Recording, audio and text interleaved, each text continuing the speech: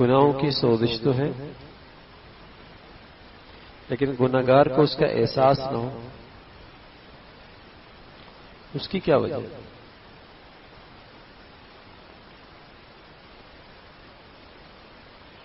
سوئی کی چبھن تو ہے،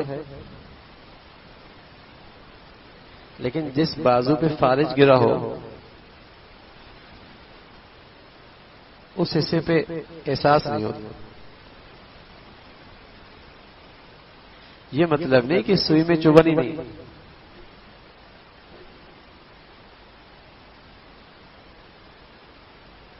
گناہوں کی سوزش تو ہے، جلن ہے گناہوں کی، لیکن گناہگار کو اس کا احساس نہیں ہو رہا، اس کی کیا وجہ ہے؟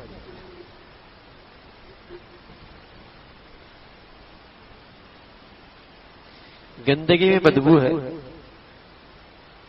لیکن اسے بو نہیں آ رہی، کیا وجہ؟ ناک بند ہے،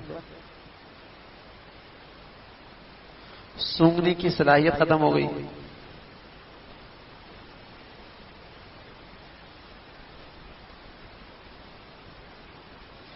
سوئی میں چبھن تو ہے، لیکن اس کے بازو پہ چبھو رہے ہیں تو احساس نہیں ہو رہا۔ کہتے ہیں وجہ کیا ہے؟ فالج گرا ہوا۔ گناہوں کی سوزش تو ہے، جلن ہے اس کی، لیکن گناہگار کو اس کا احساس نہیں ہو رہا۔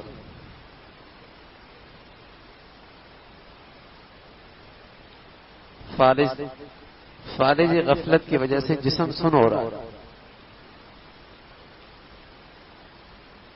اس لیے گناہوں کے سوزش کا احساس نہیں ہوتا، مگر ایک دن یہ فالج اور یہ سن اور یہ بے ہوشی اترے گی اور اس وقت گناہوں کی سوزش کا صحیح احساس ہو جب مرے گا۔ دنیا میں بھی آگ کی گناہوں کی سوزش ہے، لیکن اس پر غفلت کا فالج گرا ہوا، اس لیے اسے احساس نہیں ہو، لیکن یہ غفلت کا بخار ایک دن اترے گا اور پھر اسے اس آگ کا احساس ہوگا۔ کلما نضجت جلودهم بدلناهم جلودا غیرها لیذوقوا العذاب، اس سوزے سے اس کی جلد جل جائے گی اور لمحوں میں دوسری جلد بھی آ جائے گی تاکہ خوب سوزش محسوس کرے، پھر وہ لمحوں میں جل جائے گی، پھر دوسری جلد آ جائے گی، مسلسل جلتا رہے گا اور جلدیں بدلتی رہیں گی، لیذوقوا العذاب، تاکہ عذاب چکھے۔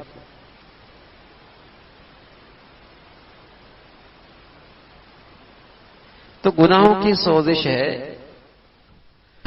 اگر گناہگار کو اس گناہ کا سوزش کا احساس نہیں تو زیادہ مریض ہے۔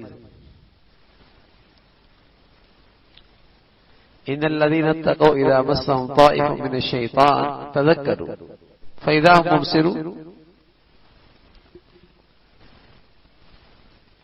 ایک شخص سے اللہ نے اسے غفلت سے محفوظ رکھا ہوا، گناہ اس سے بھی ہو گیا،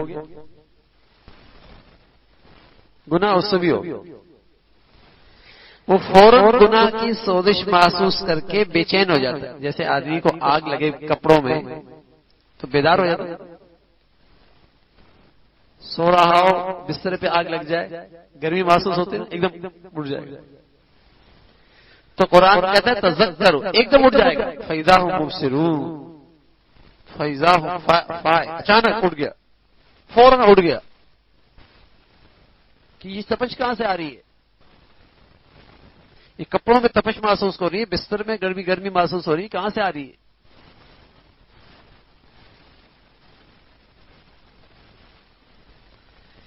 ایسی جب نیک آدمی سے گناہ ہوتا ہے تو اسے فوراً احساس ہوتا ہے،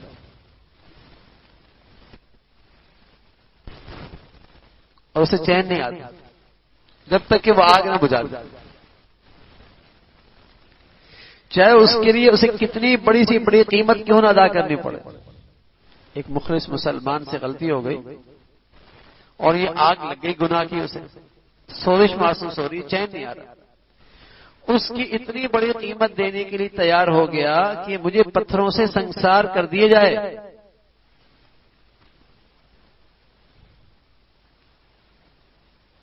کوئی معمولی قیمت نہیں ہے،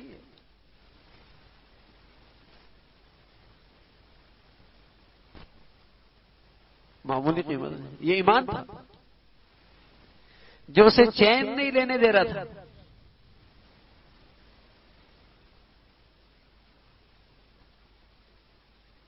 سزا جاری کیجیے۔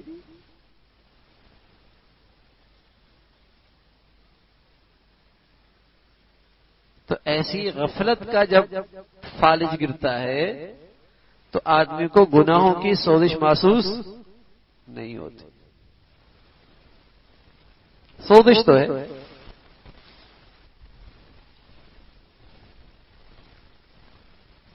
اللہ کے نبی صلی اللہ علیہ وسلم فرمایا کرتے تھے جب آدمی جھوٹ بولتا ہے تو اس کے منہ سے ایک بدبو نکلتی اور رحمت کے فرشتے اس بدبو کو محسوس کرتے ہیں، وہ اس بدبو سے میلوں میل اس سے دور ہو جاتے ہیں۔ جھوٹے آدمی کو وہ محسوس نہیں ہو رہی بو،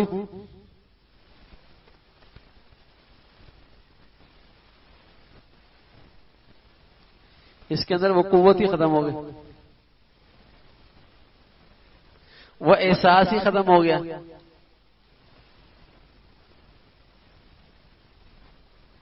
وہ احساس ہی نہیں رہا۔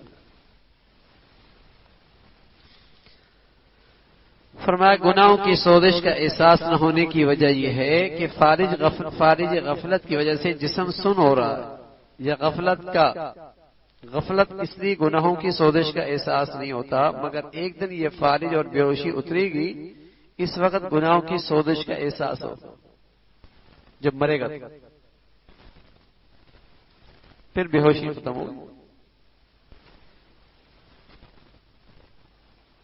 اور یہ بات یاد رکھو، گناہوں سے دل کمزور ہو جاتا ہے۔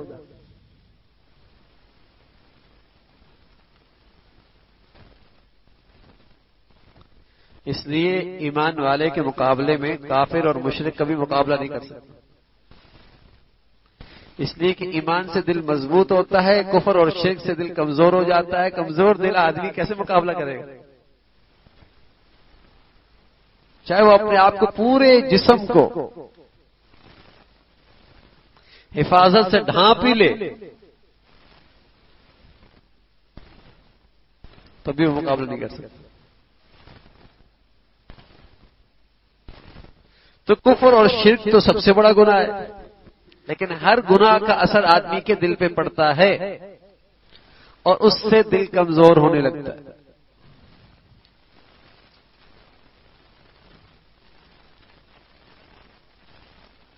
اس لیے کمزور دل کا آدمی دنیا میں جب اس پر کوئی آزمائش آتی ہے تو وہ ڈپریشن میں چلا جاتا ہے۔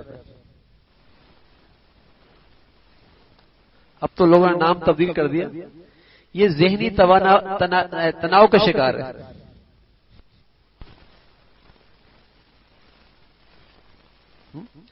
آپ ہر فنکار کے بارے میں سوچیں گے اور ہر فنکارہ کے بارے میں سنیں گے اور ہر ایکٹر کے بارے میں سوچیں گے، ذہنی تناؤ کا شکار ہے۔ اور وہ اس بات کے قائل ہیں کہ بڑی سنگین بیماری ہے۔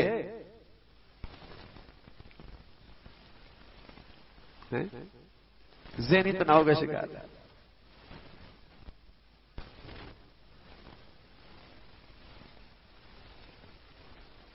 سبحان اللہ، عجیب چیزیں نیکی اور عجیب چیزیں ایمان، اللہ ہمیں نصیب فرما دے۔ لِكَيْ لَا تَأْسَوْا عَلَى مَا فَاتَكُمْ، کیوں مایوس ہوتا ہے جو چیز نہیں ملی؟ تو یہ کوئی مایوس ہونے کی چیز ہے؟ وَلَا تَفْرَحُوا بِمَا آتَاكُمْ، کیوں تکبر کرتے جو مل گیا؟ تمہارے پاس نہ ایمان ہے اور اس کو دونوں خوبیاں ہیں، کبھی تم شکر کرتے ہو کبھی صبر کرتے ہو۔ تمہاری کمائی شکر پر بھی ہو رہی ہے، تمہاری کمائی صبر پر بھی ہو رہی ہے، تمہارا کون سا گھاٹا ہے؟ اب بتائیے، ایمان والا بھی مایوس ہو سکتا ہے؟ جس کا ایمان یہ اسے بتا رہا ہو کہ ہار میں بھی تمہاری جیت ہے، نہ ملنے پر بھی تمہیں سب کچھ مل گیا،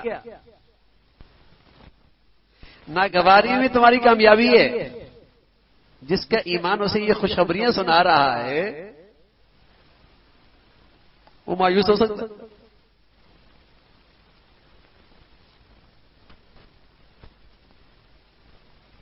کہ تمہارے ہار میں بھی جیت ہے، تمہیں نہیں ملا تب بھی تمہاری کامیابی ہے۔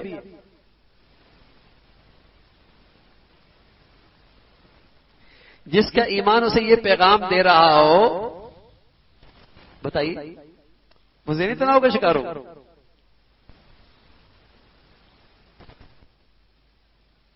ذہنی تناؤ وہی آتا ہے جو آدمی کہتا ہے یہ مجھ سے آگے نکل گیا، یہ مجھے نہیں ملا، ایسا کیوں نہیں ہوا،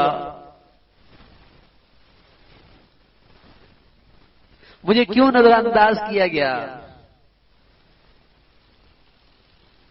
مجھے کیوں توجہ نہیں ملی،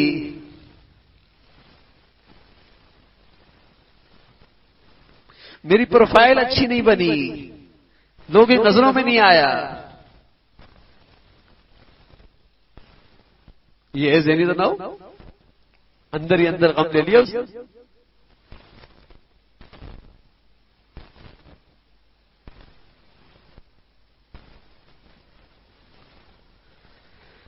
تو گناہوں سے دل کمزور ہوتا ہے۔ دل کیا کمزور ہوتا ہے؟ ساری زندگی کمزور ہو جاتی ہے، یہ کوئی بوجھ نہیں اٹھا سکتا زندگی کا، شکست خوردہ ہوتا ہی ہے، یہ ہارا ہوا انسان ہوتا ہے۔ ہارا ہوا انسان زندگی کے میدان میں کیسے کامیاب ہو سکتا ہے؟ سبحان اللہ، اللہ تعالیٰ ہمیں تقویٰ دے دے، اس سے دل مضبوط ہو۔ اس روئے زمین پہ ہمیشہ ایسے اللہ کے مقبول بندے رہیں جن کے سامنے پہاڑوں جیسے مسائل ہوتے ہیں، پہاڑوں جیسے مسائل، لیکن ان کے چہرے آپ کو مطمئن نظر آئیں گے۔ ان کے پاس بیٹھیں گے تو آپ کو سکون ملے گا۔ تو بتائیے ان کے اندر کتنا سکون ہوگا؟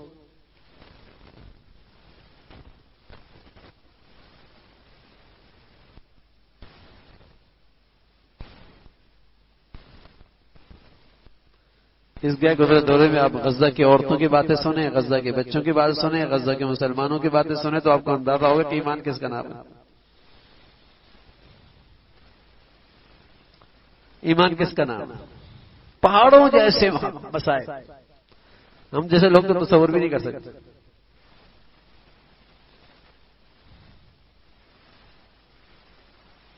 اس گئے گزرے دور میں ایمان، ایمانی پرورش، ایمانی تربیت، ایمانی صفات،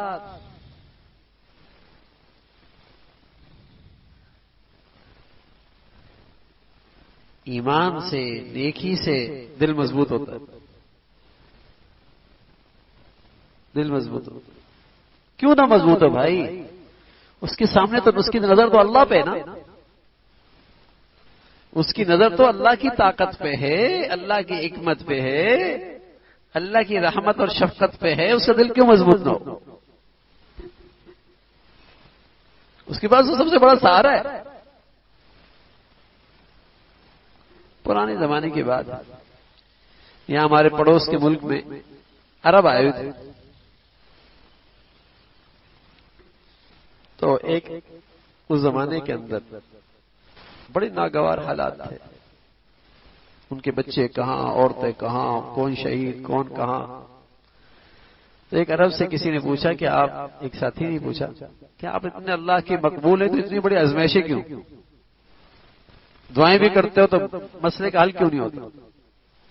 اب یہ ایمان کی سمجھ کی بات۔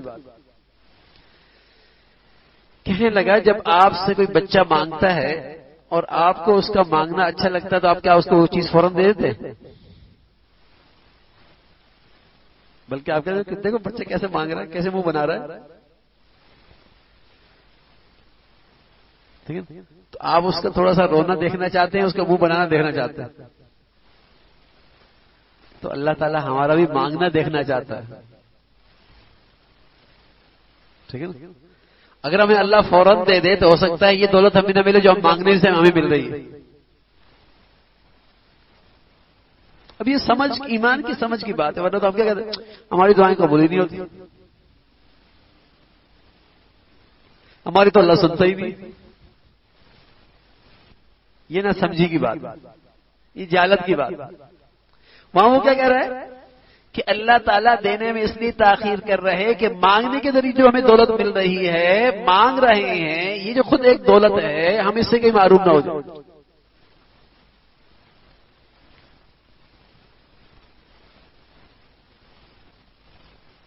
ایمان عجیب چیز ہے. اللہ تعالیٰ میں نصیب فرما دے، بس اللہ تعالیٰ میں نصیب فرما دے. عجیب دولت ہے.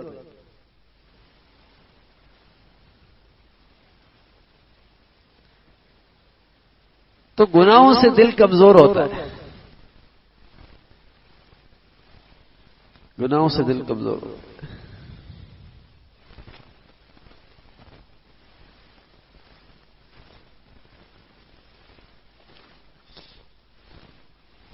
شادی کی رات،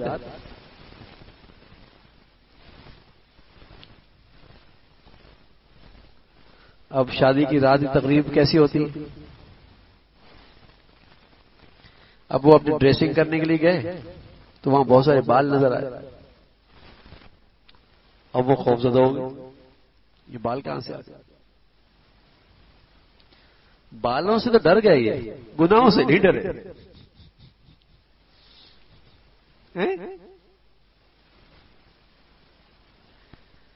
جو 8 گھنٹے تماشے کیے تقریب میں، وہ تو نہیں سمجھ میں آئے. نہ سر پہ بال، نہ جسم پہ کپڑے ٹھیک، نہ دوپٹہ، نہ پردہ. اس سے تو نہیں ڈرے، بالوں سے ڈر گئے.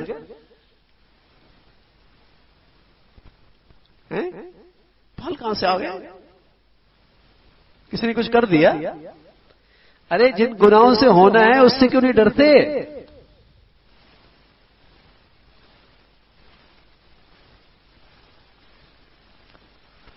اس کا ریئیکشن تو اللہ اور اللہ کے رسول نے بتایا ہے گناہوں پر. تو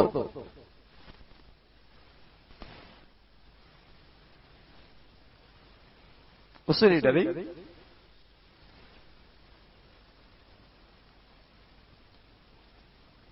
اس سے ڈر جائیں گے.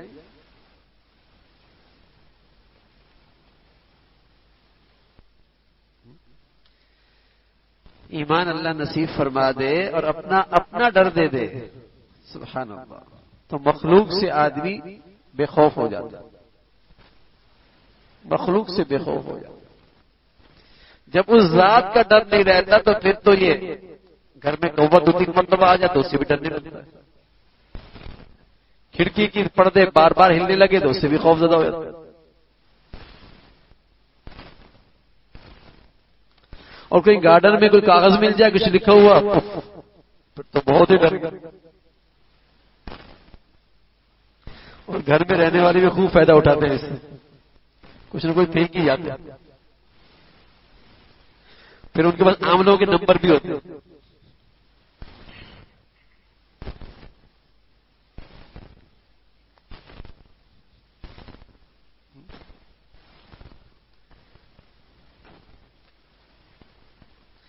جب اللہ کا در چھوڑتے ہیں تو ایسے ہی ہوتا ہے، ایسے ہی ہوتا ہے.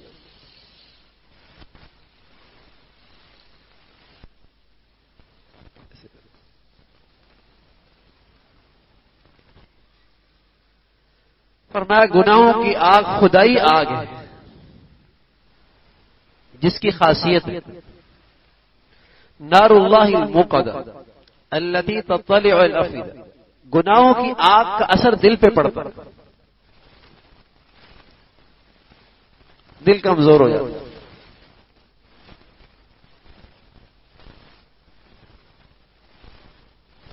یاد رکھیے گا، گناہوں کی نحوست سے چہرے پہ رونق نہیں رہتی،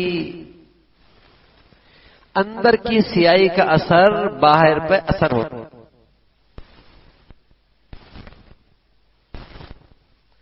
تقوی کا نور دل کو روشن کر دیتا ہے اور اس کی چمک رمق اور رونق چہرے پر بھی ظاہر ہوتی ہے. سیماہم فی وجوہہم من اثر السجود.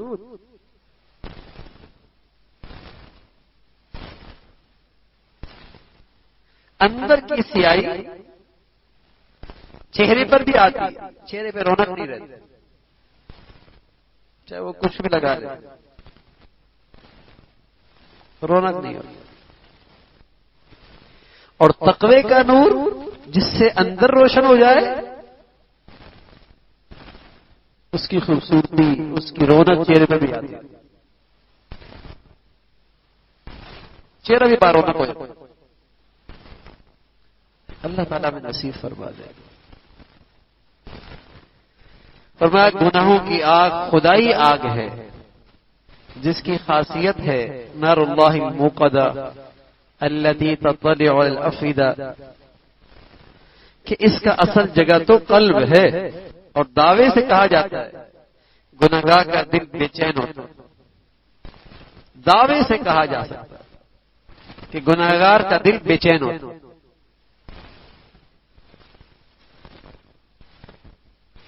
تجربہ نہیں، یقینی بات.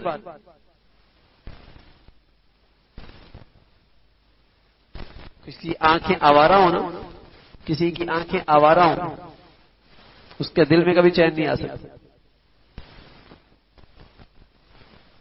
اس کے دل میں کبھی چین نہیں آ سکتا.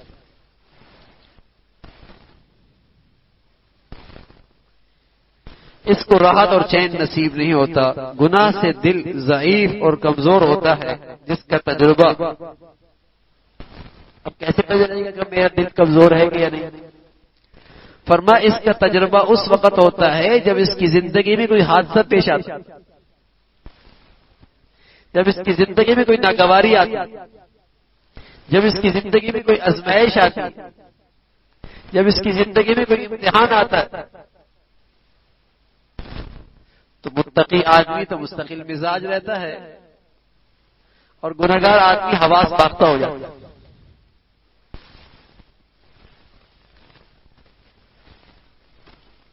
گنہگار آدمی حواس باختہ ہو جاتا ہے. تو گناہ سے دل کمزور ہوتا ہے. اور اس کا تجربہ کب ہوگا؟ اس کا پتہ کب لگے گا؟ جب زندگی میں آزمائش آتی ہے.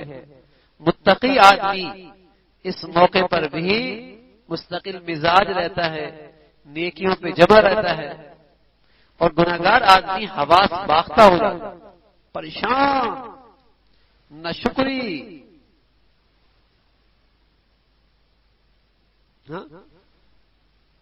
اس وقت پتہ لگتا ہے. تو دونوں باتیں بڑی اہم ہو گئی آج کہ گناہوں کی سوزش ہوتی ہے، جلن ہوتی ہے. لیکن میں گنہگار ہوں اور مجھے احساس نہیں ہو رہا، تو اس کی وجہ اور زیادہ ہے کہ بیمار اور زیادہ ہے کہ اس پر غفلت کا